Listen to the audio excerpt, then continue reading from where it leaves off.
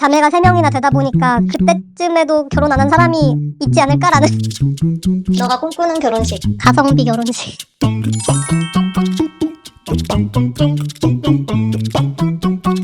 안녕하세요. 오늘은 인티빈 제가 생각하는 결혼에 대해서 한번 얘기해보면 재밌을 것 같아서 준비해봤습니다. 과연 인티제랑 뭐가 다른지 또 비슷한 점은 뭘지 얘기 나눠보면 재밌을 것 같아요. 진행을 맡을 인티제입니다. 첫 번째 질문, 결혼은 필요한가 불필요한가? 하나를 선택하라면은 불필요인 것 같은데 사실 지금은 워낙에 혼자 사는 삶이 어렵지가 않고 결혼이라는 게 완전히 꼭 필요한 것 같다는 생각은 안 하고 있어. 하지만 뭔가 내가 진짜 노인이 됐을 때 식구랑 같이 살지 않아도 외롭지 않을까라는 생각이 들기도 하는데 사실 우리는 자매가 3명이나 되다 보니까 그때쯤에도 결혼 안 한 사람이 있지 않을까라는 생각이 들어서 더 필요가 없는 것 같기도 하고. 잔인하군. 결혼을 해서 망한 사람은 있어도 결혼을 안 해서 망한 사람은 없다 막 그런 생각이 들거든. 나도 그 생각 많이 하는데. 그래서 결혼 잘못해서 생길 리스크보다는 차라리 혼자 살아가는 게 좀 낫지 않나 싶은 생각이 있어. 자, 그럼 결혼한다면 어떤 사람과 결혼하고 싶어? 아까 말했듯이 결혼이 꼭 필요한 게 아니라 되게 괜찮은 사람이면은 결혼을 고민해 볼 수 있는 거잖아. 그 장점과 단점을 내가 다 수용 가능한 사람인가 그런 걸 좀 따져보고 결혼을 할 것 같아. 그러면 구체적으로 응. 이건 절대 안 된다 라거나 꼭 이런 점은 있어야 한다라는 거 하나씩만 얘기해봐. 꼭 있어야 되는 거는 책임감? 책임감은 뭔가 자기 삶에 대한 책임감일 수도 있고 가족에 대한 책임감일 수도 있는데 지금 당장 돈을 못 벌어도 책임감이 있는 사람은 언젠가는 또 뭔가 우리의 생계 유지라던가 더 나은 삶을 위해서 열심히 같이 노력할 수 있는 사람이라고 생각해가지고 책임감이 제일 중요한 요소라고 생각하고 이런 사람은 못 만나겠다 이런 요소는 결혼해서 꾸리는 가정이 1번이 되지 않는 사람? 자기 자신이 1순위가 될 수도 있고 자기 일이 1순위가 될 수는 있거든?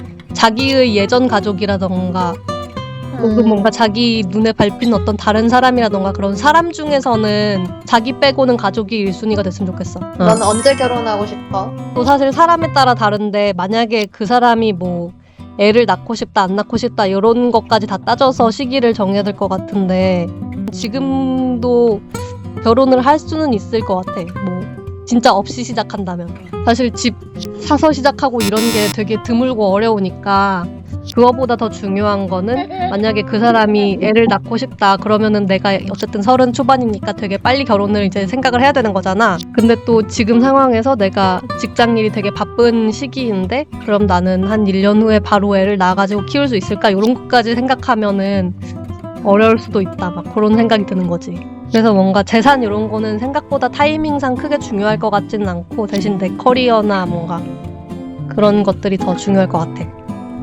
그러면 결혼을 할 때 결혼식 허례허식이라고 생각해? 아니면은 화려하게 해도 된다고 생각해?